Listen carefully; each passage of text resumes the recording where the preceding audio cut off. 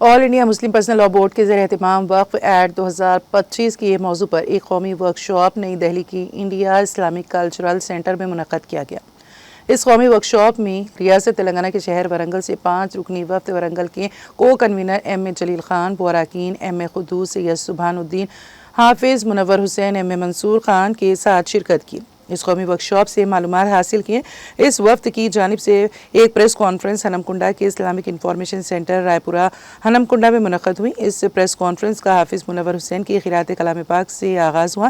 اس موضوع پر ورنگل کے ایم اے جلیل خان، مولانا فصیح الدین قاسمی رشادی، ڈاکٹر انیس احمد صدیقی، ایم اے قدوس سید سبحان الدین، ایم اے منصور خان، ان تمام نے کہا کہ ورنگل ضلع کے وقف جائیداد کو ہم امید پورٹل میں اندراج کرنا چاہیے۔ اندراج کرنے سے پہلے وکلاء اور محکمہ ریونیو کے سابق افسران نے مشورہ کرتے ہوئے امید پورٹل میں اندراج چاہیے تاکہ کوئی قانونی دشواری نہ آئے۔ اس سے پہلے ومشی پورٹل میں اندراج کرتے ہوئے معلومات کو امید میں ویسے ہی اندراج کر سکتے ہیں۔